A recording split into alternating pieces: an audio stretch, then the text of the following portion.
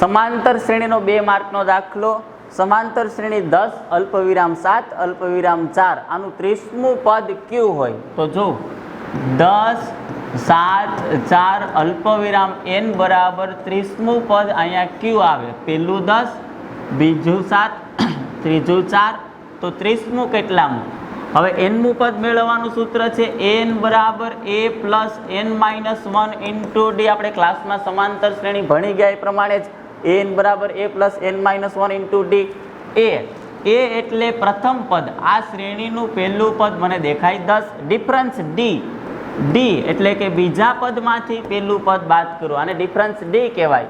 બીજું પદ અહીંયા 7, એમાંથી પહેલું પદ 10, તો ડિફરન્સ ડી કેટલો મળે? -3. અને n કેટલામું પદ જોઈએ? તો પ્રશ્નમાં પૂછ્યું 30મું પદ જોઈએ, n બરાબર 30. હવે આ સૂત્રમાં કિંમત મૂકીએ, a ની જગ્યાએ 10